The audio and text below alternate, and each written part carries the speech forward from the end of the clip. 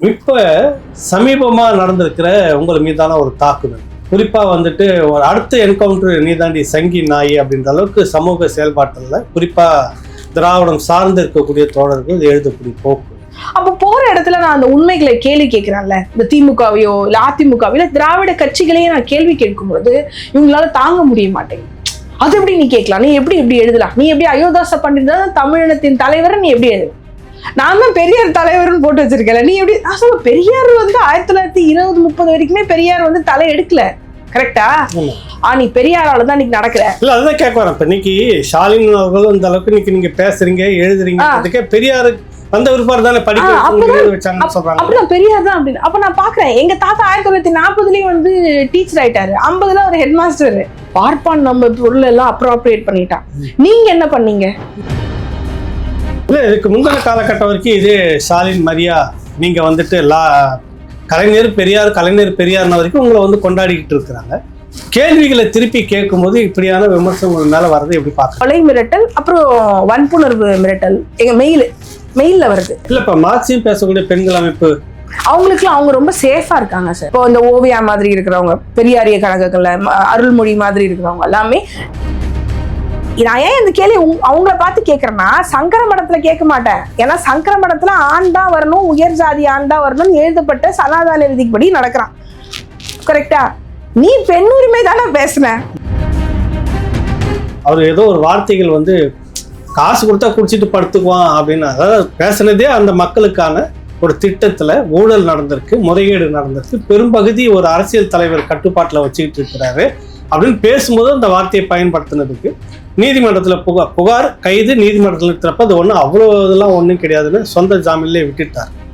ஆனாலும் ஒரு போராட்டம் நடத்தி வீட்டில் போய் அவ்வளோ அளவுக்கு ஊற்றி இருக்கிறாங்க. இது எப்படி நீங்க பாக்குறீங்க உங்களுடைய பார்வையில்? கழிவு நீர் லாரி நீ வாங்கு, எனக்கு திருப்பி எனக்கு காசை நீ கட்டு, இது தப்பு இல்ல? தப்பு தானே?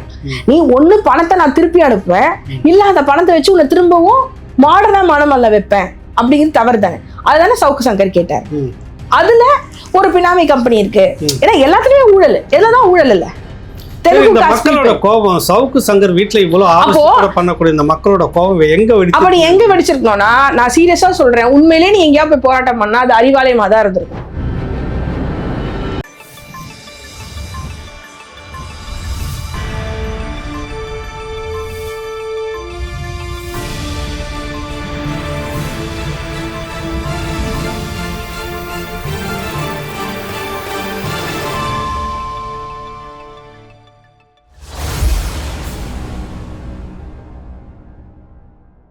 ராவணா பார்வையாளர்கள், தமிழ் உறவுகள் மற்றும் ராவண நல உரிமைகளுக்கு வணக்கம்.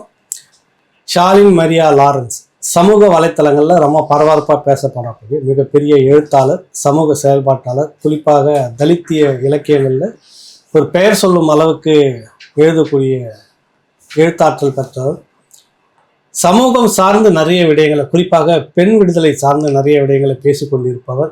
நம்ம ராவணா முதன்முறையாக சந்திக்கிறதுல மகிழ்ச்சி. வணக்கம்.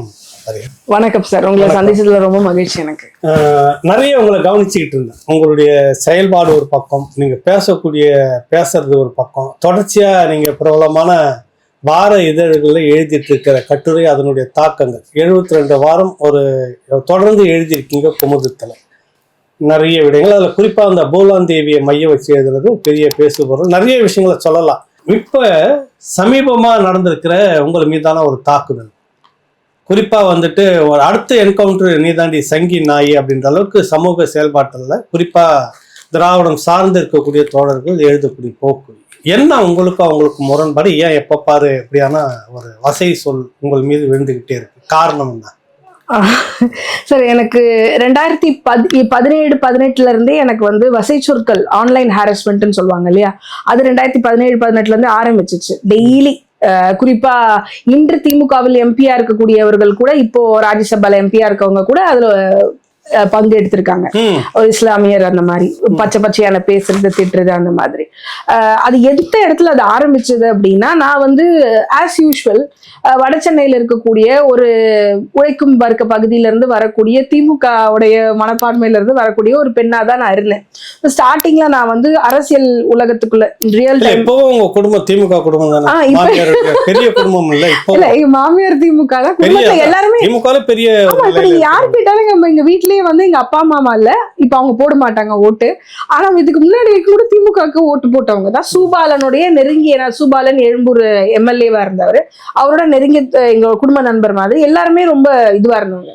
ஆனா என்ன ஆச்சுன்னா, அந்த ஒரு மனப்பான்மையில தானே நம்ம அரசியல் தொலைக்காட்சி டிவில எல்லாம் பேச ஆரம்பிப்போம். ஐயோ கலைஞர் தான் எனக்கு இதை செஞ்சாரு அப்படின்லாம் சொல்லிட்டு. ஆனா நமக்கான ஒரு அரசியல் தெளிவு வந்து அந்த அரசியல் ஃபீல்டு களத்துக்கு வாங்கன்றாங்கல்ல, அந்த களத்துக்கு தான் போன பிறகுதான் நமக்கு ஆக்சுவல் பாலிடிக்ஸ் தெரிய ஆரம்பிக்கும். தலித் அப்பதான் நமக்குள்ள ஒரு தலித் ஒரு எழுச்சி வரும்.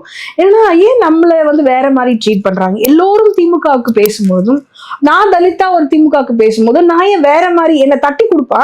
ஆனா அதே நேரத்துல நான் திமுகவுக்கு ஒரு சின்ன விமர்சனம் வந்தா கூட ஒரு ஜாதியை சொல்லி திட்டுறது, இந்த மாதிரியான விஷயம் ஆரம்பிச்சிச்சு. அப்போ நம்ம நிறைய படிக்க ஆரம்பிக்கிறோம், அம்பேத்கர் படிக்க ஆரம்பிக்கிறோம், அப்புறம் நம்ம தலைவர்கள் பற்றி ரெட்டமலை சீனிவாசன், அயோத்தாச பண்டிதர்னா படிக்க ஆரம்பிக்க நமக்கு சொல்லப்பட்ட அரசியலும் வெகுஜன ஊடகங்களால 90கள்ல நான் வளர்ந்த புள்ள, 90கள்ல நமக்கு சொல்லப்பட்ட அரசியலும் உண்மையான அரசியலும் வேறுபட்டிருந்தது. அப்ப அது வேறுபட்டிருக்கும் பொழுது ஒரு உரைக்குது, ஐயோ நம்ம வஞ்சிக்கப்பட்டிருக்கோம், நமக்கு துரோகங்கள் நடந்திருக்கு அப்படின்னு ஒரு இடம். அது என்ன மாதிரி துரோகம் அப்படின்னா, அரசியல் சார்ந்த துரோகங்கள், ஜாதி ரீதியாக அப்படின்னு. குறிப்பா வட சென்னையை சார்ந்த உழைக்கும் வர்க்க மக்களுக்கு எந்த மாதிரியான ஒரு ஒடுக்குமுறைகள் இருந்துச்சு, நம்ம கோவம் வருது இல்லை. அப்புறம் திரும்பி கேள்வி கேட்போம். அப்புறம் நான் மதுரை பக்கம் போகும்போது மதுரையெல்லாம் வந்து நான் வந்து ஜாதி ரீதியாக பாதிக்கப்பட்ட சர்வைவர்ஸ், விக்டிம்ஸ் எல்லாம் பார்க்கும்பொழுது அவங்க சொல்லக்கூடிய கதைகள் இருக்குல்ல, என்ன மாதிரியான ஜாதி. அப்போ நமக்கு சொன்ன சமூக நீதி ஆட்சிக்கும் உண்மையான ஆட்சிக்கும் டிஃபரன்ஸ் இருக்குல்ல. ஏன்னா நிறைய ஜாதி சார்ந்த கொலைகள் இன்னும் கீழே தெரு மேல தெருன்னு இருக்குது. இன்னைக்கும் பேப்பர்ல எழுதி இருக்கிறதுக்கும் கடைசியா பார்த்தா சக்கரை இல்ல, அது வந்து பாதரசம் அப்படிங்கிற மாதிரி ஆயிடுது நமக்கு. அப்போ ஒரு டிஃபரன்ஸ் இருக்கு. ஸோ நான் கேள்வி எழுப்ப ஆரம்பிக்கிறேன். என்ன இருந்தாலும் சார், நீங்க என்னதான் ஒரு கட்சியால பிரெயின் வாஷ் பண்ணி வளர்க்கப்பட்டிருந்தா கூட ஒரு காலகட்டத்துல உங்க சுயமரியாதை உணர்வு தலை தூக்கும். அதுதான் தலித்துகளுடைய நான் பார்த்த வரைக்கும் இது வரைக்குமே. அப்போ ஒரு தலித் தலைவர்களுமே இங்க இறந்தவர்கள் கூட சுயமரியாதை உணர்வோடு இருந்துதான் இறந்திருக்காங்க, மறைந்த ஆம்ஸ்ட்ராங் உட்பட. அப்போ நம்ம அந்த கேள்வி கேட்கிறோம், ஏன் எங்களுக்கு இப்படி பண்ணீங்க, ஏன் எங்களுக்கு இந்த ஸ்கீம் வரல, ஏன் இன்னும் இங்க வந்து ரெட்டை குவளை இருக்கு, ரெட்டை சுடுகாடு இருக்கு, சுடுகாடுக்கு பொது வழி பாதை இல்லை, ஏன் என்னோட மனிதன் தவறா நடத்தப்படுறான் அப்படின்ற ஒரு கேள்வி வரும்போது நம்ம கேட்க ஆரம்பிக்கும் போது இவங்களால தாங்க முடியல. இவ்வளவு நாள் நீ கலைஞர் வாழ்க, அந்த அண்ணா நாம வாழ்க, கலைஞர் நாம வாழ்கன்னு திடீர்னு என்ன அயோத்தாச பண்டிதருங்கிற, திடீர்னு என்ன ரெட்டமலை சீனிவாசனுங்கிற, அவங்களாம் யாரு அப்படிங்கிற மாதிரி. அவங்களாம் யாருன்னா அவங்களாம் இவங்களுக்கு முன்னாடி இருந்த தலைவர்கள், அவர்கள் தான் சமூக முன்னோடிகள். தமிழ் சமூகத்திற்கு முன்னோடிகள் யாருன்னா MC ராஜாவும் ரெட்டமலை சீனிவாசனும் அயோத்தாச பண்டிதரும் தான் இருந்திருக்காங்க. ஆனா அவர்களை பற்றி எங்கேயுமே இல்லைல்ல. அப்போ என்கிட்ட என்ன இருக்குன்னா பேனா இருக்கு. அப்போ பேனா மூலம் உங்களுக்கு என்ன பண்ண முடியும் தெரியும்ல, கத்தியை விட, இன்னைக்கு ஒருத்தர் சொல்றான் நீ வந்து உங்க என்கவுண்டர் பண்ணுவேன்னு, கத்தியை விட பயங்கரமான ஆயுதம்னா பேனா. என்னால 2 வரியில ஒருத்தனை அவமானப்படுத்த முடியும், 2 வரியில ஒருத்தன் மனசாட்சி குத்தி கிளற முடியும். அப்படிங்கும்போது எனக்கு வெகுஜன ஊடகம் கிடைக்குதுல்ல, எனக்கு குமுதம் கிடைக்குது, எனக்கு இங்கிலீஷ் ஊடகங்கள். ஏன்னா நான் பைலிங்குவல், நான் ஆங்கிலத்திலயும் எழுதுறேன், தமிழ்லயும் எழுதுறேன், ஆங்கிலத்துல பேசுறேன், தமிழ்ல பேசுறேன். அப்போ போற இடத்துல நான் அந்த உண்மைகளை கேள்வி கேட்கிறேன்ல, இந்த திமுகவையோ இல்ல அதிமுகவையோ இல்ல திராவிட கட்சிகளையே நான் கேள்வி கேட்கும் பொழுது இவங்களால தாங்க முடிய மாட்டேங்குது. அது எப்படி நீ கேட்கலாம், நீ எப்படி எழுதலாம், நீ எப்படி அயோத்தாச பண்டிதர் தான் தமிழினத்தின் தலைவர் நீ எப்படி எழுதலாம், நான் தான் பெரியார் தலைவர்னு போட்டு வச்சிருக்கல, நீ எப்படி? பெரியார் வந்து 1920-30 வரைக்குமே பெரியார் வந்து தலை எடுக்கல, கரெக்டா? 26க்கு பிறகு காங்கிரஸ்ல வெளியேறின பிறகு சுயமரியாதை என்ற பேரோட அவர் வராரு பேச. அதற்கு முன்னாடியே திராவிடன் ஜான் ரத்னத்துல இருந்து, அயோத்தாச பண்டிதர் இருந்து, அதுக்கு முன்னாடி இருந்தவர்கள் இருந்து, நம்ம சகஜானந்தர்ல இருந்து பல விஷயத்த பண்ணி முடிச்சாங்க தலித்துக்கு. அதான் சொல்லுவேன், சுதந்திரத்துக்கு பின்னாடி தலித்துகளுக்கு கிடைச்சது ஒண்ணுமே இல்லை. சுதந்திரத்துக்கு முன்னாடி தலித்துகளுக்கு மெட்ராஸ் பிரசிடென்சில எல்லாமே கிடைச்சிருச்சு.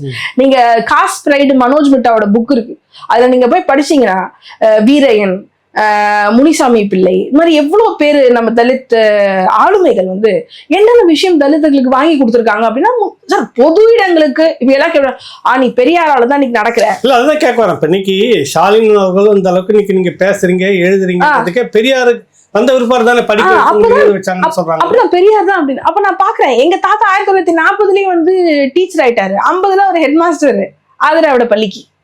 கரெக்டுங்களா? அவர் வந்து ஒரு பெரிய ஃபுட்பால் டீம் வச்சிருக்காரு மெட்ராஸ் ஃபுட்பால் அசோசியேஷன்ல. ஒரு தலித் எப்படி 1930-40 அதெல்லாம் பண்ண முடியும்? கரெக்ட் தானே? எங்க பாட்டி 40 டீச்சர் சார். எங்க பாட்டி ஒரு பறையர், அவங்க 40 டீச்சர். அப்ப அங்க அப்பெல்லாம் பெரியார் வளர்ந்துட்டு இருக்க ஒரு டைம் தானே. அப்ப இவங்க இதுக்கு முன்னாடியே யாராலையும் தூண்டப்பட்டிருக்காங்க அப்படின்னா அவங்களும் எங்க தாத்தாவும் ஒரு பறையர் அரசியல், அது விடுதலை அரசியல் பேசக்கூடியவர் தான் இருந்திருக்காரு. அவர் சிவராஜ் கூட இருந்திருக்காரு, எல்லாரோடயும் இருந்திருக்காரு. ஏதோ ஒரு காலகட்டத்துல எல்லாருக்குமே ஒரு தோல்வி வரும் இல்லையா? இந்த அரசியல் பேச முடியல அப்படிங்கிற இடத்துல தமிழ்நாடு அப்படிதானே வச்சிருக்கு. உங்களால தலித் அரசியல் பேச முடியுதா? இல்ல பறையர் அரசியல பேச முடியுதா அப்படிங்கிற ஒரு இடம் இருக்குல்ல. இப்போ மகாராஷ்டிரால மகர் அரசியல தைரியமா பேசிட்டு போறாங்க. கரெக்டா? காஷ்மீர்ல வால்மீகி அரசியல தைரியமா பேசிட்டு போறாங்க. பஞ்சாப்ல பேசிட்டு போறாங்க.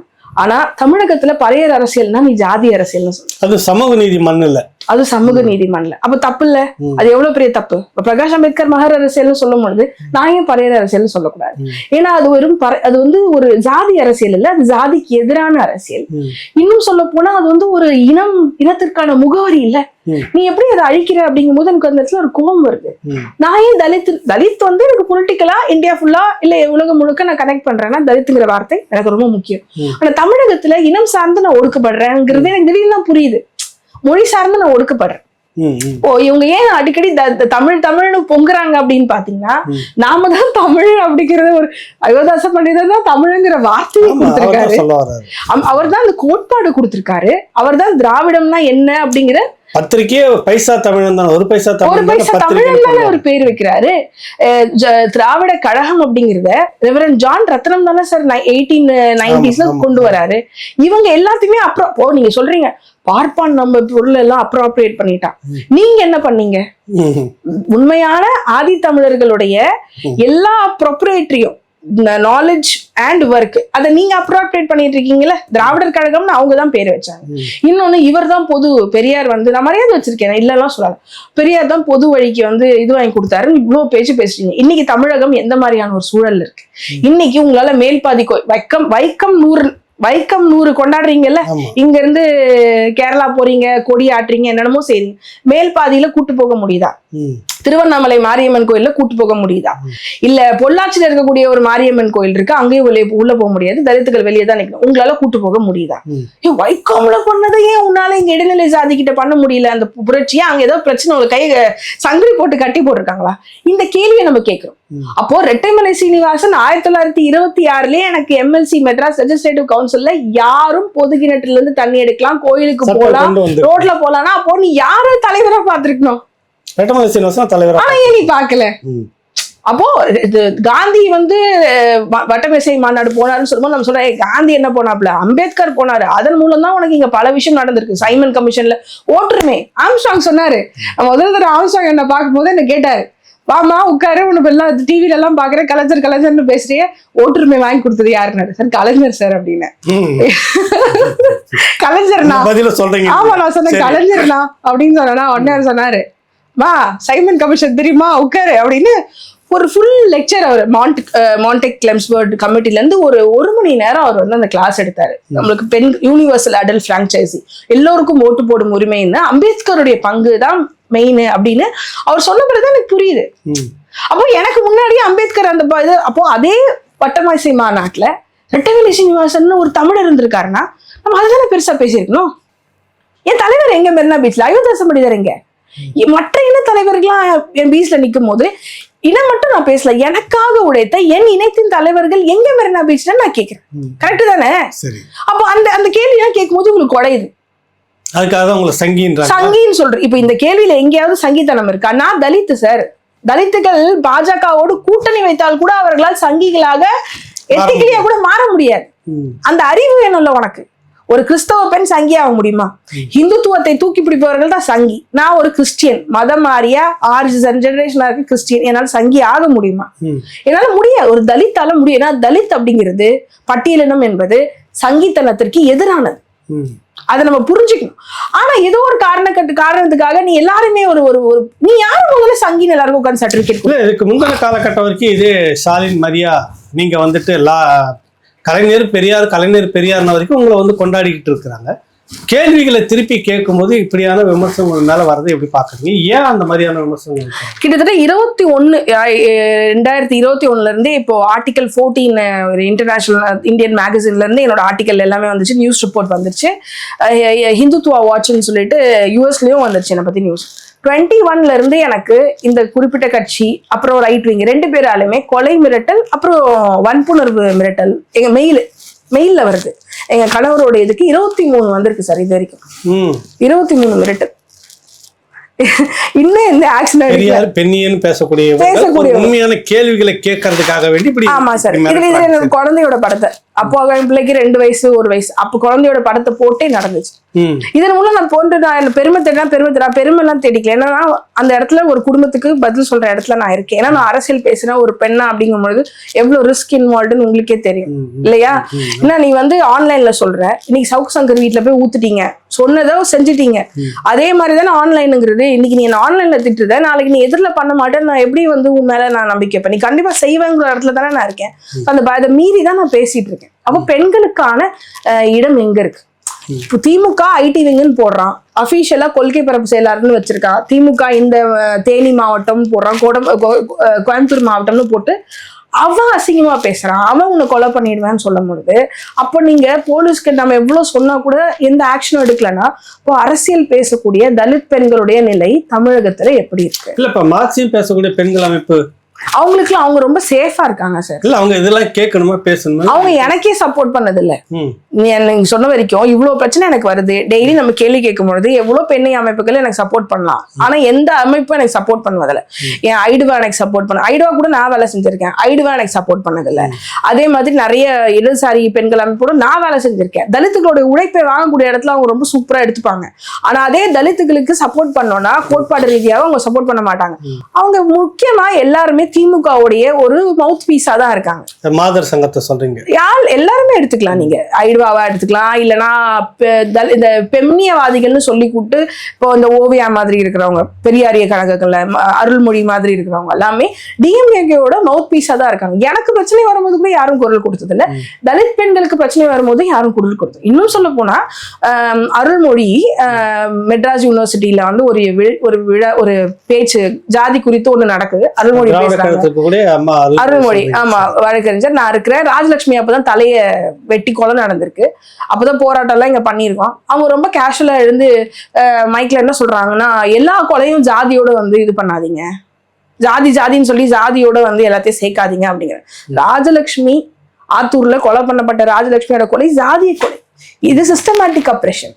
ஒரு பொண்ணை தொடர்ச்சியா தலித் பெண்களை ரேப் பண்றான்னா அது பேர் சிஸ்டமேட்டிக் ஆப்ரேஷன். தொடர்ச்சியா தலித் பெண்ணை கொலை பண்றான்னா அது சிஸ்டமேட்டிக் ஆப்ரேஷன்.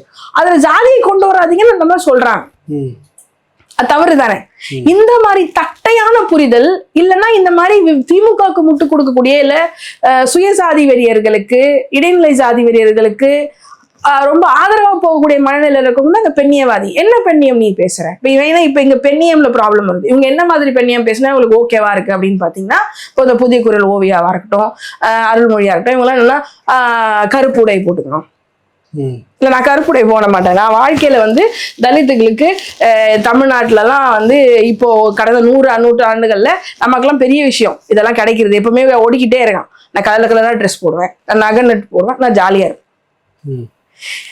பண்ணையாரா இருந்து நில உடைமையில இருக்கிறவன் நீ கருப்பு போட்டுக்கோ, நீ முடிய வெட்டிக்கோ, நீ நகை நட்டு போடாத. பாதி பேர் பாத்தீங்கன்னா சார் இவங்க எல்லாம் வீட்டுல பணம் வச்சிருப்பாங்க. ஆனா வெளியே வரும்போது நாங்கெல்லாம் பெரியாரிஸ்டுங்க, நாங்க எல்லாத்தையும் வந்து விட்டுட்டோம் அப்படின்னு ஒரு போலி இது சொல்லுவாங்க. தலித்துகளே அதே மாதிரி இருக்க நிர்பந்திப்பாங்க. அம்பேத்கர் ஏன் கார்ல போனாரு, அம்பேத்கர் ஏன் கோட் சூட் போட்டாருன்னா எனக்கு இது வரைக்கும் கிடைக்கல, சமூகத்துக்கு கிடைக்கும் போது நான் போடுவேன். அதே மாதிரிதான் இவங்க பேசுற பெண்ணியம். நீ முடி வெட்டினாதான், நீ கர்ப்பப்பையை அரிஞ்சு போட்டாதான் நீ பெண்ணியவாதி, குழந்தை பெற்றா நீ பெண்ணியவாதி இல்ல. இது இந்த மாதிரியான தட்டையான ஃபெமினிசம் இருக்குல்ல. இல்ல அதாவது பெண்கள் சமையல் கட்டுக்குள்ளாரே இப்படியான ஒரு அடிமைத்தனத்துக்குள்ளாகவே இருக்கிறாங்க. காரணம் இதுவும் ஒண்ணு. அதேதான் நானும் எழுதியிருக்கேன். சமையல் கட்டுல இருந்து வெளியே வரணும் அப்படின்றதுக்காக தான். ஆனா இவங்களுடைய சமையல் கட்டுல இருந்து வெளியே வருது ஒரு தலித் பெண்ணோ ஒரு ஒடுக்கப்பட்ட சமூகத்து பெண்ணோ அவங்க வேலைக்காரி அந்த வேலையை வச்சிருப்பாங்க வேலைக்கு. அந்த ப்ரிவிலேஜ்ல தான் இவங்க சமையல் கட்டுல இருந்து விடுதலை ஆகுறது.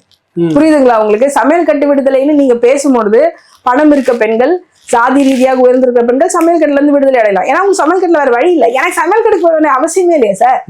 சரி இல்லைங்க சார், சமையல் கட்டு இருக்கிறதே 300 ஸ்கொயர் ஃபீட் வீடு, ஆம்பளை குக் பண்ணலாம், பொம்பளைங்க குக்கே பண்ண மாட்டோம், ஒரு நாள் ஒரு வேளை குக் பண்ணுவோம், அதை தான் எழுதியிருக்கேன். எங்களுக்கு சமையல் கட்டுக்கு போய் ஆக வேண்டும்ன்ற அவசியம் இல்லை. எனக்கு இருக்கிறத வச்சு சாப்பிட்டு போயிடும். உங்களை மாதிரி 5 பதார்த்தம் பண்ணணும், 3 பொரியல் பண்ணலாம் எனக்கு தேவையில்லை. நான் கஞ்சி குடிச்சிட்டு போயிட்டே இருப்பேன். கடைசோறு இருக்கு, கடைசோறு வாங்கி சாப்பிட்டு நாங்க போயிடுவோம். நில உடைமை சாதி தான் சமையல் கட்டுல இருந்து வெளியே வர்றன்ற போராட்டம் இருக்கு. புரியுதுங்களா? எனக்கு இல்லை.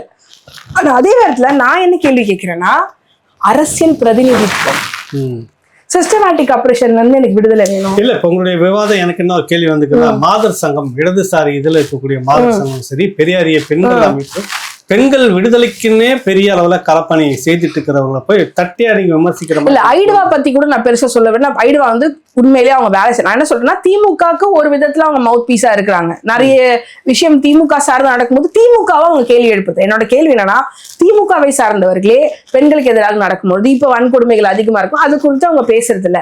ஆனா நிறைய பேர்கிட்ட கிராஸ் ரூட் லெவல்ல ஒர்க் பண்ணிருக்காங்க. ஆனா ஒரு குறிப்பிட்ட இதுக்குள்ளதான் இருக்காங்க. ஒரு 5 கிலோமீட்டர் ரேடியஸ்குள்ளதான் அவங்க வேலை இருக்கு. பறந்துபட்ட வேலை இருக்குல்ல, அரசாங்கத்தை, மாதர் சங்கம் அப்படிங்கிறது, நான் என்ன கேட்கிறேன்னா, அரசாங்கத்தை கேள்விக்கு என்று நீ அரசாங்கத்தையும் அரசியல் கட்சிகளையும் கேள்வி கேள்வியோ அதுதான் உண்மையான பெண்ணியம். அப்பதான் உனக்கு எதிர்ப்பு வரும் பாரு. அந்த எதிர்ப்பு தான் மிகப்பெரிய எதிர்ப்பு. அததான் நீங்க சந்திக்கணும். அததான் நீங்க சந்திக்கணும். அததான் நான் சந்திக்கிறேன். அதுதான் எனக்கு முன்னான பெண்கள் சந்திச்சிருக்காங்க. இன்னைக்கு ஒரு துப்புரவு தொழிலாளி ஒரு பெண் இருக்கா வட சென்னையிலனா, அவ போய் நிக்கிறா பாருங்க கார்பரேஷன் கமிஷன் முன்னாடி. எனக்கு ஏன் சார் இவ்வளவு சம்பளம் கொடுக்குறீங்க, எனக்கு கம்மியா கொடுக்குறீங்க, எனக்கு ஜாஸ்தியா கொடுங்க, என்ன ஏன் இப்படி கிளவுஸ் இல்லாம விட்டுறீங்கன்னு ஒருத்தர் கேட்கறா பாத்தீங்களா? அதுதான் பெண்ணியம். நீ இன்னைக்கு வந்து தாலியை கட்டி போட்டுரு, அதெல்லாம் வந்து ஒரு சர்ஃபேஸ் லெவல். அது வந்து எப்படின்னா, பெரியாரிய பெண்ணியவாதிகள் எல்லாருமே மேற்கத்திய பெண்ணியம்னு ஒண்ணு இருக்குல்ல, அதை ஃபாலோ பண்றவங்க தான். ரொம்ப தட்டையா இருக்கும். ஆனா இவர்களே ஸ்டாலினை பார்த்து, சார் கனிமொழின்னு ஒருத்தவங்க இருக்காங்கல்ல, ஃபர்ஸ்ட் ஆஃப் ஆல் வீடு குடும்பத்துக்குள்ளேயே இருக்கிறது வேற, அதையே எனக்கு நமக்கு கேட்கணும்னு வச்சுக்கோங்க. பட் இருந்தாலும் ஏன் வந்து கருணாநிதிக்கு பின்னாடி ஒரு ஆண் தான் தலைவரா வராரு, அவருக்கு அப்புறமா இன்னொரு ஒரு ஆண் தான் தலைவரா ஸ்டாலின், அப்புறம் உதயநிதி, இப்ப இன்பநிதி வரைக்கும் வந்துட்டாங்க. ஏன் இந்த கட்சியில ஒரு பெண் இல்ல, பெண் தலைவர் இல்ல அப்படிங்கிற கேள்விய இந்த பெண்ணியவாதிகள் யாருமே உங்க மேடையில உட்காரவங்க கேள்வி கேட்க மாட்டேங்கிறாங்க. இந்த குழு இருக்குல்ல, மெயினா செயற்குழு இருக்குல்ல, திமுக செயற்குழுல பெண்கள் எங்க அப்படின்ற கேள்வி அவங்க கேட்க மாட்டாங்க. இவங்க எல்லாமே ஒரு விதத்துல பொலிட்டிக்கல் லேபரர்ஸ் ஆஃப் டிஎம்கேவா இருக்காங்க, பொலிட்டிக்கல் லேபரர்ஸ் ஆஃப் டிகே. திராவிடர் கழகத்துல வீரமணின்ற ஒரு ஆண், அதுக்கப்புறம் யாரு ஒரு ஆண், புரியுதா? ஏன் ஒரு பெண் அந்த இடத்துல இல்ல? அருள்மொழி மேடம் இருக்காங்க, அருள்மொழி அடுத்து தலைவர் ஆயிடுவாங்களா? மதிவதனை கொண்டு வந்திருக்காங்க, தலைவர் ஆயிடுவாங்களா? துணை பொதுச் செயலாளரா வைக்கிறாங்க, தலைவர் ஆக்குவாங்களா அப்படிங்கிற ஒரு இடம் இருக்குல்ல. அப்போ பெரியாருக்கு அப்புறம் ஏன் அங்க ஒரு ஆண்களாவே இப்ப பாத்தீங்கன்னா வரலன்னு கேக்குறீங்க. இப்போ நான் ஏன் இந்த கேள்வி அவங்கள பார்த்து கேக்குறேன்னா, சங்கர மடத்துல கேட்க மாட்டேன். ஏன்னா சங்கர மடத்துல ஆண் தான் வரணும், உயர் ஜாதி ஆண் தான் வரணும்னு எழுதப்பட்ட சனாதன விதிப்படி நடக்கிறான். கரெக்டா? நீ பெண் உரிமை தானே பேசுன, நீ பெண்கள் தானே வேணும்னு. அப்ப மணியம்மைக்கு பின்னாடி இன்னொரு பெண் தானே வந்திருக்கணும், இல்ல ஒரு ஒடுக்கப்பட்ட சமூகத்து பெண் தானே வந்திருக்கணும். ஏன் அங்க ஒரு இடைநிலை சாதி ஆண் இருக்காப்ல? அவருக்கு அடுத்து வரக்கூடிய அங்க உள்ளுக்குள்ள சொல்லக்கூடிய இடைநிலை ஜாதி ஆண் தான். திமுகவும் அப்படிதான், ஒரு குறிப்பிட்ட ஜாதியில இருந்து குறிப்பிட்ட ஆண்கள் மட்டுமே தலைவர் ஆயிட்டு இருக்காங்க. அப்ப நம்ம அங்க கேள்வி கேட்கணும்ல, பெண்கள் பிரதிநிதித்துவம் அரசியல்ல எங்க? அங்க மட்டும் இல்ல, நான் விசிகாவும் பார்த்து இந்த கேள்வி கேட்கிறேன், அதெல்லாம் எங்களுக்கு கோவம் வந்துருது. அவங்களுக்கு ரொம்ப கோவம். சார் பெண்கள் எங்க சார்? கோவம் வருது. பெண்கள் எங்க சார்? உங்களுதுல 6 சீட் தரீங்க, அதுலயும் பெண் இல்ல, 2 எம்பிலயும் பெண்ணு கிடையாது, பெண்களே இல்ல. சரி தலித் ஆண்கள் அப்படின்றீங்க, ஓகே. மற்ற விஷயங்கள்ல கூட பெண்கள் இல்லையே. உங்களை யாராவது திட்டும் பொழுது அவர்களை திட்டுவதற்கு பெண்களை யூஸ் பண்ணிக்கிறீங்க. உங்களை யாராவது ஏதாவது ஒரு நடிகை ஏதாவது சொல்லிட்டா அவங்க வீட்டுக்கு தொடப்ப கட்டியோட போறதுக்கு பெண்கள் தேவைப்படுறாங்க. உங்கள் கட்சி குறித்து முடிவுகளை எடுக்க பெண்களுக்கு அதிகாரம் இருக்கிறதா? அதுதானே முக்கியம். வேற ஜாதிக்காரனே ஒரு தலித் பெண்ணை சரியா ட்ரீட் பண்ண மாட்டான். புரியுது? நீங்க ஏன் பயன்படுத்தல, நீங்க ஏன் யூஸ் பண்ணிக்கலங்கிற அதிகாரத்தை கொடுக்கலன்னு நம்ம கேட்கும்பொழுது உங்களுக்கு ரொம்ப கோவம் வருது. அப்போ தலித் பெண்கள் பேசினால் மற்ற சாதி ஆண்களுக்கும் மற்ற சாதி பெண்களுக்கும் மட்டும் பிரச்சனை இல்லை, தலித் ஆண்களுக்கே பிடிக்கிறது இல்லை. அடுத்தது நம்ம இன்னொரு தளத்துக்கு வரோம். சவுக்கு சங்கர் வீட்டுல வந்துட்டு துப்புரவு தொழிலாளர்கள் தூய்மை பணியாளர்கள் வந்து அந்த தலைமையாக ஒரு வழக்கறிஞர் தலைமையில் போய் சேர்ந்து வேற காரணங்களுக்காக அவர் ஏதோ ஒரு வார்த்தைகள் வந்து காசு கொடுத்தா குடிச்சிட்டு படுத்துக்குவான் அப்படின்னு, அதாவது பேசுனதே அந்த மக்களுக்கான ஒரு திட்டத்துல ஊழல் நடந்திருக்கு, முறைகேடு நடந்திருக்கு, பெரும்பகுதி ஒரு அரசியல் தலைவர் கட்டுப்பாட்டில் வச்சுக்கிட்டு இருக்கிறாரு அப்படின்னு பேசும்போது அந்த வார்த்தையை பயன்படுத்தினதுக்கு நீதிமன்றத்தில் புகார் கைது நீதிமன்றத்தில் இருக்கிறப்ப அது ஒன்றும் அவ்வளோ இதெல்லாம் ஒன்றும் கிடையாதுன்னு சொந்த ஜாமீன்லேயே விட்டுட்டார். ஆனாலும் ஒரு போராட்டம் நடத்தி வீட்டில் போய் அவ்வளோ அளவுக்கு ஊத்தி இருக்கிறாங்க. இது எப்படி நீங்க பாக்குறீங்க, உங்களுடைய பார்வை? சார், நீங்க மாநகராட்சி துப்புரவு பணியாளர்களோட எவ்வளவு பேசியிருக்கீங்கன்னு தெரியாது. நாங்க ரொம்ப பேசியிருக்கோம், பழகிருக்கோம். நம்ம ஆக்சுவலா யார கேள்வி கேட்கணும் அப்படின்னா, இந்த ஏஇக்கள் இருக்காங்கல்ல, இந்த மாநகராட்சி கான்ட்ராக்ட் எடுக்கிறவங்களே இந்த வேலைக்கு ஆள் எடுக்கும் பொழுதே குடிச்சிட்டு வரணும்னு சொல்லுவாங்க, தெரியுமா சார் உங்களுக்கு? ஏன்னா அந்த நாத்தத்தை பொறுத்துக்கணும் அப்படின்னு சொல்லிட்டு. நான் மட்டும் இல்ல, இந்த கக்கூஸ் திவ்யா வந்து இந்த கக்கூஸ்ன்ற ஒரு ஆவணப்படத்தை திவ்யா அவர்கள் இது பண்ணாங்களே, அதுலயே அந்த தொழிலாளர்கள்லாம் அதிகமா சொல்லியிருக்காங்க, எங்களை வரும்போது குடிச்சிட்டு வாங்க, அப்பதான் உங்களால உள்ள போக முடியும் அப்படிங்கிற ஒரு விஷயம் சொல்லுவாங்க. இப்போ அவங்க குடிக்கிறதுனாலே அவங்க இழிவானவர்கள் கிடையாது சார். அவங்களுடைய சூழல் வேற வழி இல்லை. அது எவ்வளவு அந்த பணியில இருக்கக்கூடிய ஒரு கடுமையான பணி, செய்ய முடியாத பணி, செய்யக்கூடாது. நீங்க குடிச்சிட்டு வரேன்னு சொன்னதுக்கே நீங்க இழிவுன்னு சொல்றீங்கல்ல. நான் என்ன கேக்குறேன்னா, அவங்க அந்த பணி செய்யறதே முதல்ல தப்பு இல்லையா? அந்த பணி செய்யறதே, கையால் மலம் அள்ளுறதோ இல்ல கையால மிஷின் யூஸ் பண்றதோ, தலித் திருப்பி அதையே செய்யறது எந்த விதத்துல உங்களுக்கு நியாயமா படுது? இந்த கேள்வி நீங்க யாரை பார்த்து கேட்கணும்? தமிழகத்துல மலக்குழி மரணங்கள்ல முதன்மையில இருக்கிறது தமிழ்நாடு. இந்தியாவிலே தமிழ்நாடு தான் முதல் இடத்துல இருக்கு. அதுல எந்த இடம் ரொம்ப அதிகமா தமிழ்நாட்டுல பாதிக்கப்பட்டிருக்குன்னு சொல்லுங்களேன். அதிகபட்சமா கொத்தா செத்துது 6 பேர் 3 பேர் செப்டிக் டேங்க் டெத்து எதுவா இருக்கும் உங்களால? ஈரோடு கோயம்புத்தூர் பகுதி, ஸ்ரீபெரும்புத்தூர் சார். நான் பண்ண ஆய்வு வரைக்கும் ஸ்ரீபெரும்புத்தூர், புழல், இந்த 2 இடத்துல தான் சார் அதிகமா மொத்தமா லாஸ்டா வந்து அதிகமா செத்துது. அது என்ன கச்சநத்தம் அந்த ஊர், ஒரு ஊர் இருக்கு, அந்த இருளர் குடியிருப்பு. 6 பேர் ஒரே நேரத்துல செத்துருக்காங்க சார், ஒரு ரிசார்ட்ல செப்டிக் டேங்க் மாடல். அப்போ எதுக்கு ஸ்ரீபெரும்புத்தூர்ல இவ்வளவு பேர் சாகுறாங்கன்ற ஒரு கேள்வியை நம்ம கேட்கணும். நீங்க யாரை கேட்கணும்? அப்ப ஸ்ரீபெரும்புத்தூர்ல இவ்வளவு பேர் செத்தா நம்ம யாரை கேட்கணும்? அந்த தொகுதி பொறுப்பாளரை கேட்கணும். அந்த தொகுதி பொருள சட்டமன்ற உறுப்பினர் செல்வ பெருந்தகை, நான் அவர்கிட்ட இது வரைக்கும் மலம் இவ்வளவு பேர் அங்க செத்துருக்காங்க, நீங்க இது வரைக்கும் பேசியிருக்கீங்களா? நீங்க அந்த தொகுதி கூட விடுங்க, ஒரு காங்கிரஸ் தலைவரா பேசியிருக்கீங்களா, இல்ல ஒரு தலித் தலைவரா நீங்க பேசியிருக்கீங்களா, இல்ல ஒரு தமிழ்நாட்டுல ஒரு அரசியல்வாதியா மலக்குழி மரணங்கள் பத்தி நீங்க எங்க பேசுனீங்க? ஒண்ணு, ஏன் உங்க தொகுதியில அதிகமான மலக்குழி மரணங்கள் நடக்குது? ஏன் அந்த கான்ட்ராக்டர்ஸ் ஸ்ரீபெரும்புத்தூர்ல தண்டிக்கப்படல? ஏன் ஃப்ரீயா போனாங்க? உங்களால கன்விக்ஷன் ரேட் எடுத்து கொடுக்க முடியுமா? இவ்வளவு பேர் கன்விக்ட் ஆனாங்கன்னு என்கிட்ட சொல்லுங்க, நான் ஒத்துக்கிறேன். அந்த ரேட் கன்விக்ஷனே ஆகல, அரெஸ்டும் ஆகல, எப்படி வந்தாங்க? இந்த கேள்வி நான் கேட்கிறேன்ல, இதுக்கு முதல்ல அவங்க பதில் சொல்லணும். அப்போ இந்த மாதிரியான தகவல்கள் வெளியில நிறைய இருக்கு. நிறைய பத்திரிகையாளர்களோ இல்ல என்ன மாதிரி எழுதுறவங்களோ போய் கேட்கும் பொழுது இந்த தகவல்கள் நல்லா இருக்கு. நான் ஸ்ரீபெரும்புத்தூர்ல இருளர் கம்யூனிட்டியோட எல்லாம் ஒர்க் பண்றேன், எனக்கு தெரியும் அங்க என்ன நடக்குதுன்னு. அப்போ இந்த தாட்கோ, இந்த அம்பேத்கர் ஆண்டர்பிரினர்ஷிப் டெவலப்மெண்ட் மூலமா இந்த சப்ளான் மத்தியில இருந்து வரக்கூடிய தலித் பட்ஜெட்ல நீங்க வந்து அந்த வாகனம் வாங்குறீங்க, அந்த என்னன்னா ஆனுவல் வாகனம் வாங்குறீங்க, கழிவுநீர் அகற்று வாகனம், எல்லாரும் உடனே ஓகே எல்லாம் வந்து சூப்பரா ஆக போறீங்க. நான் என்ன கேட்கிறேன், 10,000 கோடி 11,000 கோடி வருதுன்னா நீ இந்த வாகனத்தை உங்களுக்கு ஃப்ரீயா கொடுக்கணும். ஆனா நீ என்ன பண்ற, லோனா கொடுக்குற மானியம் லோனு. அதாவது அவங்க அந்த தண்ணி அள்ளி அந்த மரத்தை கையாண்டு சாக்கடையை கையாண்டு உனக்கு திருப்பி லோன் கட், அது தவறு இல்லையா? இந்த ஃபண்ட தெலுங்கானால ஒரு குடும்பத்துக்கு 30 லட்சம் கொடுத்தாங்க. ஒரு குடும்பத்துக்கு தெலுங்கானா பந்து ப்ரோக்ராம்ல ஒரு குடும்பத்துக்கு 30 லட்சம் கொடுத்தாங்க. இந்த மாதிரி பணியாளர்களோட இல்ல, தலித்துங்க ஏழைகளா இருக்கக்கூடிய தலித்துகள் எல்லாருக்குமே சப்ளான்ல இருந்து கொடுத்தாங்க. அவங்க என்ன பண்ணாங்க தெரியுமா, மத்திய அரசு ஒதுக்குற அந்த நிதியை முழுக்க பயன்படுத்தாம தலித் பந்து ப்ரோக்ராம்ல அவங்க என்ன பண்ணாங்கன்னா, அவங்க வந்து ஹைஃபை பியூட்டி பார்லர் வைக்கிறது, லக்ஸரி குட்ஸ் ஷாப்ஸ் வைக்கிறது, நிலம் வாங்குறது, எவ்வளவு பியூட்டிஃபுல்லா இருக்கு பாருங்க. நீ என்ன பண்ண, அம்பேத்கர் பேர் போட்டு அம்பேத்கர் படத்தை அந்த லாரி மேல, கழிவுநீர் லாரி மேல ஒட்டி, கழிவுநீர் லாரி நீ வாங்கு, எனக்கு திருப்பி அந்த காசை நீ கட்டு. இது தப்பு இல்ல, தப்பு தானே?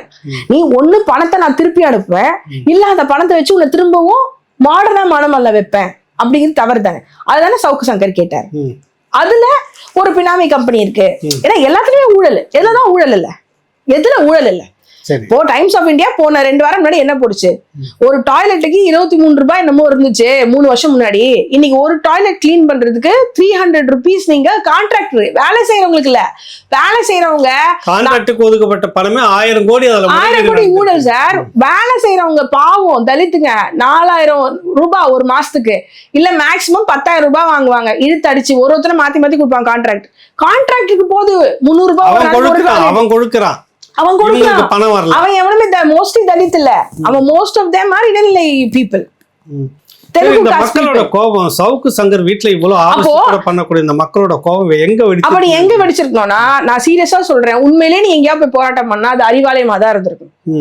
உண்மையிலேயே நீ எங்கேயாவது போய் நான் வந்து மழை இவ்வளவு பேர் மழை அள்ளி இங்க சாவுறான், இங்க வந்து எனக்கு சேஃப்டி கியர் கிடையாது சார், இங்க வேலை செய்யற 80% சேஃப்டி கியர் கிடையாது துப்புரவு தொழிலாளிகளுக்கு, வெறும் கையால தான் அல்றாங்க. சும்மா அன்னைக்கு ஒரு பேருக்கு ஒரு கோட்டு கொடுப்பாங்க.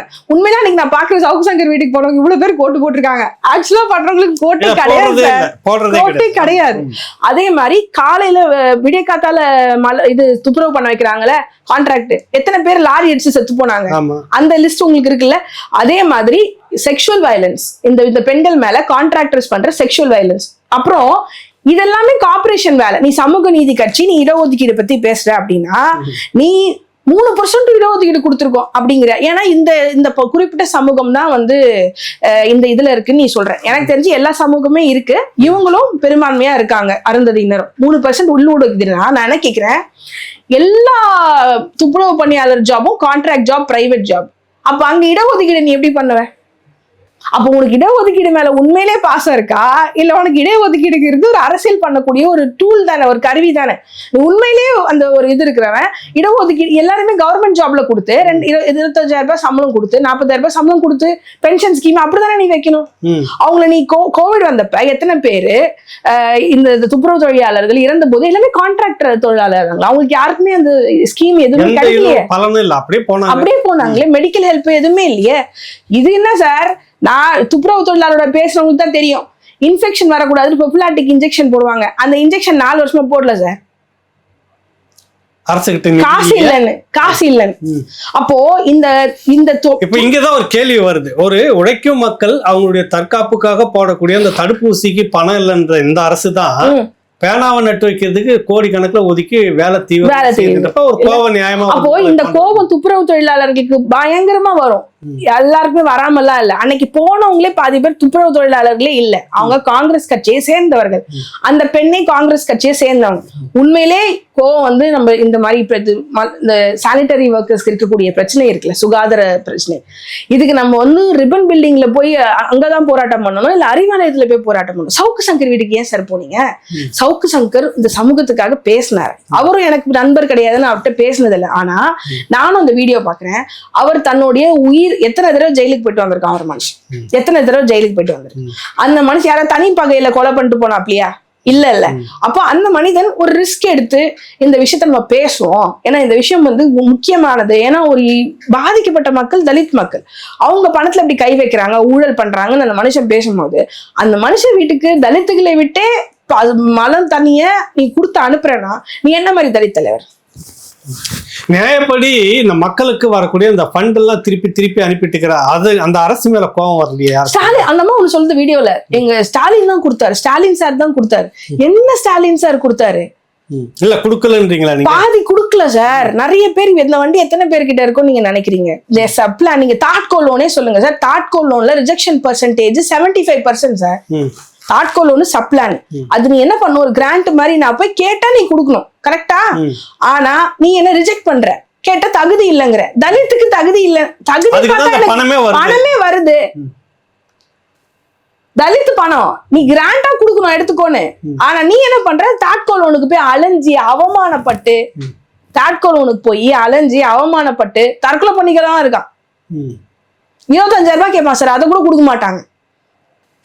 அப்போ தாட்கோ லோன்ல ரிஜெக்ஷன் பர்சன்டேஜ் 75% இருக்கும்பொழுது நீ அதை அங்க நீ தலையிடணுமா? அதை மக்கள் கேட்கணுமா?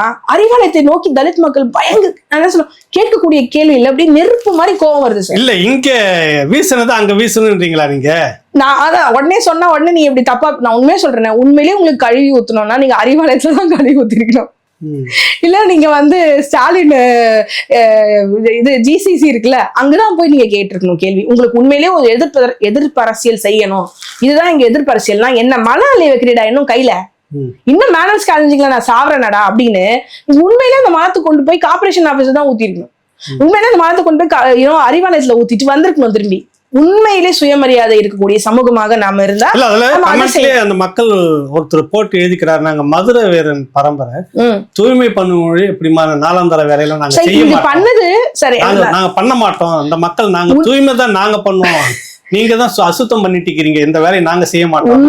உண்மையை சொல்லட்டுமா சார், தூய்மை பணியாளர்களுக்கு கோபம் இருக்கும், ஆனா கூட அவங்க அந்த இடத்துல வந்து பரவாயில்ல கலைஞர் ஸ்டாலின் தானே அப்படின்னு சொல்லிட்டு அந்த கோவத்தை கூட வெளிக்காட்டாம அழுதுட்டு மடிகிறவங்க தான் சார் அதிகம்.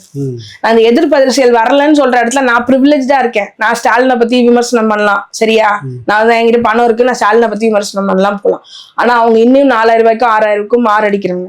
அவங்களால சில எதிர்ப்பு அரசியல் பண்ண முடியலன்னா அவங்களுக்குள்ள வீரம் இல்லாம இல்ல, அவங்களுக்குள்ள ஏதோ ஒரு மனசுல அவங்க வாழ்க்கை எப்படி இருக்கு, அண்டர் ப்ரிவிலேஜ். இன்னொன்னு அவங்க ரொம்ப கனிவானவங்களாவும் கைண்ட்னஸோட இருக்காங்க. நம்ம மேல சர்வாதிகார ஆட்சியே செலுத்தினா கூட, நம்மள கையால மல்ல வச்சா கூட அவங்கள நான் மனுஷங்களா தான் பார்ப்பேன் அப்படிங்கிற மனசுதான் இருக்கு. ஆனா அன்னைக்கு நடந்தது அந்த மக்களை தப்பா ப்ரொபகேண்டா பண்றது, அவங்கள தப்பா அவங்க மேல ஒரு பிம்பத்தை கட்டமைக்கிறதுக்கு ஒரு தலித் அரசியல் தலைவரே காரணமாயிட்டாருங்கிறது எனக்கு ரொம்ப அன்னைக்கு ஃபுல்லா நெஞ்சுக்குள்ளே இருந்துச்சு. எனக்கு நைட் ஃபுல்லா எனக்கு ரொம்ப ஃபீல் ஆச்சு, எமோஷனலா ஃபீல் ஆச்சு. ஏன்னா ஏற்கனவே தலித் அப்படின்னாலே மலை மல்றவங்க இல்ல ஸ்டிக்மடைஸ் பண்ணி ஒரு மாதிரி வச்சிருக்கீங்க, வேங்க வயல்ல தண்ணி இவ்வளவு பிரச்சனை, ஒரு திண்ணியம் உங்களுக்கே தெரியும்ல சார், நம்மளால அதை யோசிக்கவே முடியல. அந்த மக்கள் கையிலே நீ திருப்பி அந்த தண்ணியை கொடுத்து நீ அனுப்புற அப்படின்னா அது எவ்வளவு ஒரு அந்த சமூகத்துக்கு செய்யக்கூடிய ஒரு துரோகமா இருக்கும். அந்த சமூகத்தை நீ பெருசாக்கணும்ல. நீ என்னடா அந்த மிஷின் எல்லாம் விடுறா, நான் உனக்கு நிலம் வாங்கி தரேன்டா, நீ இது பண்றா, நீ வந்து ஒரு பெரிய ஆண்டர்பிரனர், விவசாயியாவாடா, நான் வந்து உனக்கு வேற இண்டஸ்ட்ரியலைசேஷன் வச்சு தரேன். வடச்சென்னையில எவ்வளவு இண்டஸ்ட்ரியலைசேஷன் இருக்கு, மாட்டு தோல் கறி எல்லாம் வச்சு நிறைய இண்டஸ்ட்ரியலைஸ் பண்ணலாம். சைடு இந்த மாடு தொட்டில இருந்து வரக்கூடிய பை ப்ராடக்ட்ஸ் இருக்குல்ல, அதை வச்சு பயங்கரமா கோடியா பணம் பண்ணலாம். அதெல்லாம் நான் பண்ண வைக்கிறவா, ஃபுட் ப்ராசஸிங் நிறைய இருக்கு, இதெல்லாம் பண்ண வைக்கிறேன் இந்த பணத்துலன்னு சொல்லாம பண்ண வேலை அவங்க கிட்ட அந்த பக்கெட்டை கொடுத்து அமைச்சது எப்படி இவங்க தான் பண்ணாங்கன்னு அவர் கேட்கிறாரு. சார் அந்த பொண்ணு பண்ண வாணிஸ்ரீ அவர்கள் அவரோட தொகுதியில அவரோட இதுல அணியில இருக்காங்க, தலைவர்னு போடுறாங்க. அவங்க வந்து காங்கிரஸோட மகளிர் அணி ப்ரோக்ராமு, எஸ்சி ப்ரோக்ராமு எல்லாத்துலயுமே கலந்துருக்காங்க.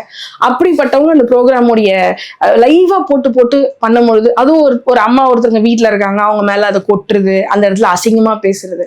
இந்த கோபத்தை நீ எங்க காட்டணும், அரசாங்கத்துக்கு மேலதானே காட்டணும், தனி மனிதன் மேலே நம்ம காட்டணும். நமக்காக பேசுறவன் சமூகத்தோட இதுவே சாபம் என்ன தெரியுமா, நம்ம எந்த சமூகத்துக்காக பேசுறோமோ அந்த சமூகமே நம்மள வந்து திட்டி அரசியல் தலைவர்கள் பக்கம் நிற்கும். அது ஒரு சாபம். இப்ப நான் சொல்றேன்ல, எனக்கு ஏன் பெருசா சப்போர்ட் இந்த சில இடத்துல இருந்து கிடைக்க மாட்டேது அப்படின்னா, அவங்க வந்து அரசியல் தலைவர்களுக்கு ரொம்ப அம்பேத்கர் சொல்வாரு, hero worship is a crime in politics. அந்த மாதிரி அரசியல் வழிபாட்டு முறைக்கு போயிட்டாங்க. இந்த அண்ணன் எங்க பேராசான், எங்க தலைவர், தியாக தலைவர் அப்படிலாம் சொல்லி போயிடும்பொழுது அவனுக்கு சமூகத்து பால் உணர்வே இல்லாம ஆயிடுவாங்க அரசியல்ல இருக்கவங்க. அதனாலதான் அவங்க வந்து இந்த சமூகம் என்ன ஆனாலும் அவங்களுக்கு அது கவலை இல்லை. கொடி கட்சி கூட்டம் அப்படிங்கிற ஒரு பாட்டும் இருக்காங்க.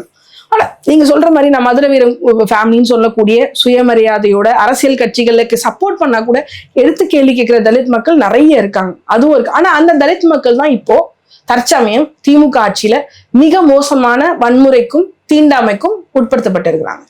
விசிகா மட்டும் இல்ல சார், இங்க இருக்கக்கூடிய நீங்க சொன்னீங்கல்ல, ஏன் இந்த ஆளு சுபவீர பாண்டியனையோ இல்லைன்னா ஏன் அருள்மொழியோ நான் போய் கேட்கிறேன் அப்படின்னா, நீங்க திராவிடர் கழகம் சுயமரியாதை கழகம்னு சுயமரியாதை இல்லாம திமுக கிட்ட நீங்க ஏன் அடிமையா இருக்கீங்க, நீங்க தானே கேள்வி கேட்கணும். நான் என்ன சொல்றேன் சார், நாங்க வந்து பெரியார் ஃபவுண்டேஷன் நடத்துறோம், ஒரு என்ஜிஓ மாதிரி பெரியார் சம்பாதிச்சு வச்ச பணத்துல ஒரு ஃபவுண்டேஷன் அறக்கட்டளை நடத்துது. அப்படிதான் கிட்டத்தட்ட அப்படிதான். உலகம் முழுக்க இருக்கக்கூடிய நாத்திக நிறுவனங்கள் எப்படிப்பட்ட பண வசதியோடு இருக்கின்றன நீங்க வந்து நான் சொன்னதுக்கு அப்புறம் இது ஒரு அலிகேஷனா வைக்கல, நான் இதுக்கான ஃபேக்ட் கூட என்னால சொல்ல முடியும். நீங்க இன்னைக்கு கூட பாருங்க. அப்படி இல்லைன்னா என்ன சொல்லுவாங்கன்னா, திரு வீரமணி அவர்கள் வந்து ஜெயலலிதா அந்த 69% இது பண்ணப்போ அவரு அங்க சட்டப்பூர்வமா கொஞ்சம் ஹெல்ப் பண்ணாரு, அதுக்குதான் அவர் சமூக நீதி காத்த வீராங்கனை கூட ஜெயலலிதா சொல்லியிருப்பாரு. அவர் மாத்தி அவர் அரசுக்கு ஏற்ற மாதிரி பேசுவாருன்னு வச்சுக்கோங்க. பட் என்னன்னா அதை தவிர நீங்க என்ன பண்ணீங்க, அந்த கேள்வி வருது இல்ல. ஒரு பெரியார் ஹாஸ்பிட்டல் ஒண்ணு குட்டியா இருக்கு, ஒரு சுயமரியாதை இருக்கு, அது தவிர நீங்க புரட்சியா தலித் சமூகங்கள் பண்ண புரட்சியை விட நீங்க ஒண்ணுமே பண்ணல.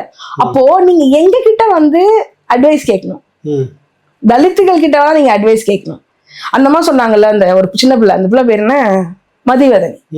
அந்த பொண்ணு ரொம்ப சின்ன பிள்ளை. ஆனா அது வந்து maybe why Gopi is talking about her is she's துணை பொதுச் செயலாளர்.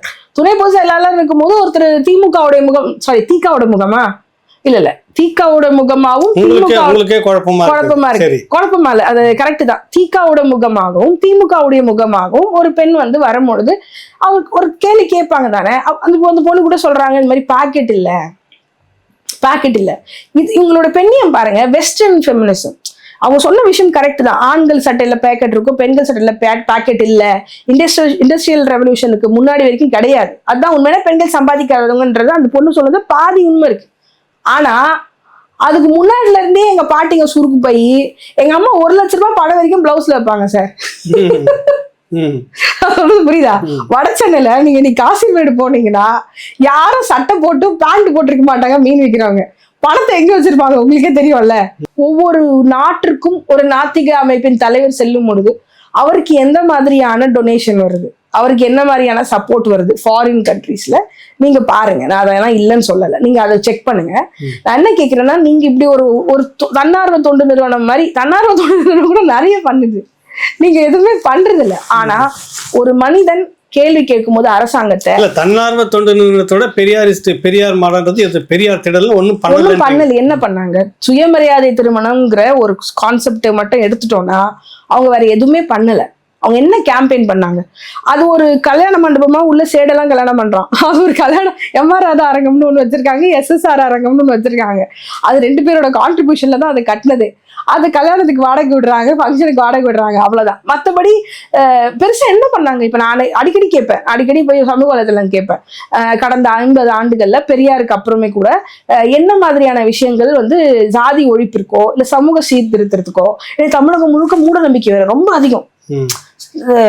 ஏன்னா முதல்வர் வீட்லயே அப்படிதான் இருக்காங்க. நீங்க பாத்தீங்கன்னா மாடை தொட்டு கும்பிட்டுட்டு இல்ல அந்த மாதிரிலாம் இருக்காங்க. இதெல்லாம் அது அவங்களோட நம்பிக்கை. நான் என்ன சொல்றேன்னா, நிறைய மூட நம்பிக்கை தமிழ்நாட்டுல அமைச்சர்களுக்கே அதிகம். பாத்தீங்கன்னா நேத்து கூட இவர் மினிஸ்டர் எல்லாம் போயிட்டு இந்த விஜயேந்திரர் கிட்ட எல்லாம் வந்து மாம்பழம் எல்லாம் வாங்குவாரு. அப்ப நீங்க என்ன பண்ணீங்க?